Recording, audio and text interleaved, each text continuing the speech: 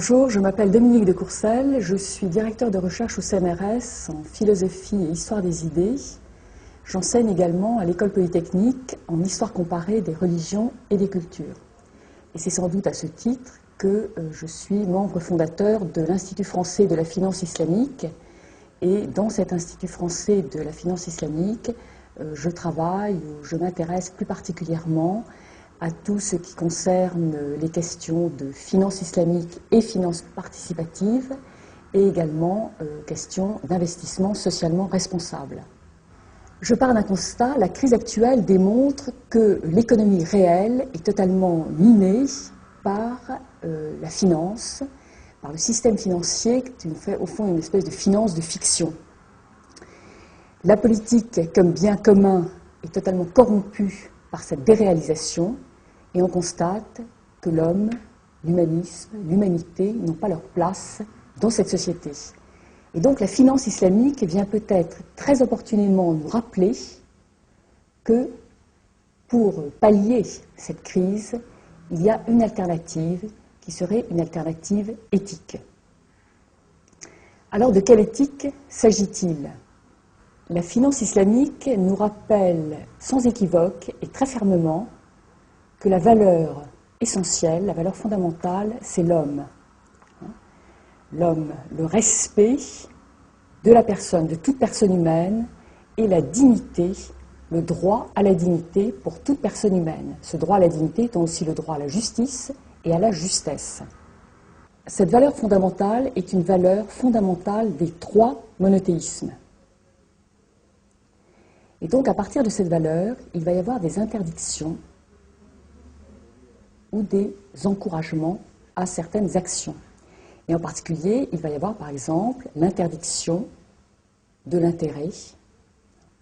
L'interdiction de l'intérêt et par conséquent la nécessité de tout partage des risques en matière économique et financière.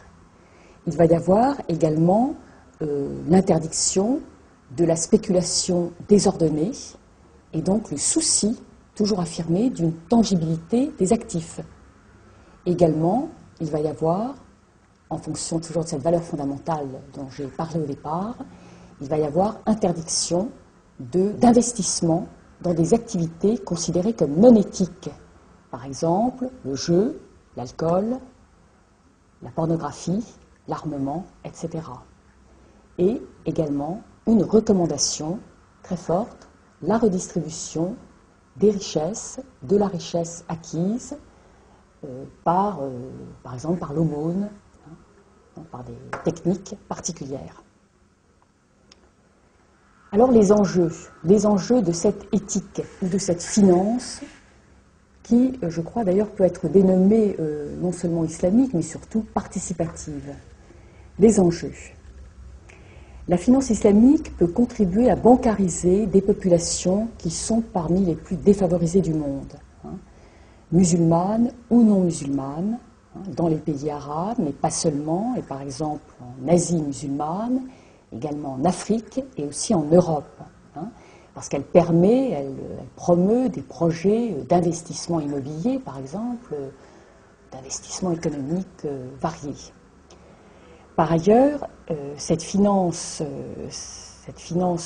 islamique, elle est très intéressante parce qu'elle rejoint les préoccupations des financiers de la finance islamique, rejoignent les préoccupations des financiers des fonds d'investissement socialement responsables.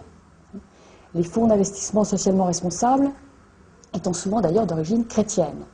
Donc là, on voit bien, on mesure bien, je dirais, la communauté de valeurs donc, de ces monothéismes. Donc ça, c'est un des points intéressants, parce que ça permet vraiment des activités ou une action, de développer des actions communes entre les tenants donc, de ces trois monothéismes. On peut estimer également que la finance islamique peut contribuer à la réorganisation des flux de capitaux donc, à l'échelle mondiale. Et donc, elle peut donner une meilleure intelligence des conditions de justice et de paix dans le monde, grâce à cette réorganisation des flux de capitaux. Donc, de ce point de vue, on peut estimer que la finance islamique, alors là, d'un point de vue plus global et plus général, elle permet peut-être d'avoir une meilleure appréhension, une meilleure intelligence des problèmes dans un monde globalisé. Et elle désigne bien, elle indique bien l'urgence de bien placer la personne humaine au cœur de l'activité économique. Et de ce point de vue, je pense que la finance islamique est une chance et également une urgence aujourd'hui.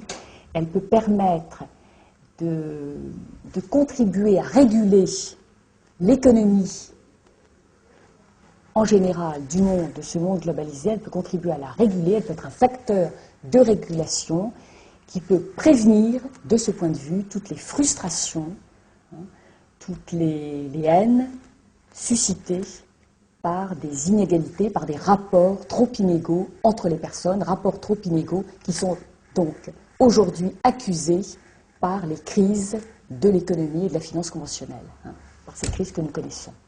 Donc, vous voyez, cette finance islamique, donc, facteur de régulation, facteur de prévention. Oui, ce que je voulais dire, c'est que la finance islamique, elle donne une alternative qui est absolument nécessaire, qui est absolument urgente dans notre monde d'aujourd'hui, qui est rempli de frustration, de haine, de désir de guerre, de désir de meurtre, à cause des rapports trop inégaux entre les hommes. Rapports trop inégaux qui sont accusés, qui sont creusés par, malheureusement, cette finance conventionnelle qui domine l'économie concurrentielle de marché depuis maintenant plusieurs décennies. Et donc, on n'a pas le choix. On n'a pas le choix. Et la finance islamique, cette finance qu'on devrait d'ailleurs plutôt dénommer participative, elle est là pour nous rappeler que l'éthique, c'est important, qu'il faut placer l'homme au centre des systèmes économiques, financiers, politiques. Et elle donne aussi des clés d'interprétation, parce que l'éthique dont il est question dans cette éthique islamique, c'est quand même l'éthique des trois monothéismes, et en particulier des monothéismes qui ont créé au départ la finance dite conventionnelle.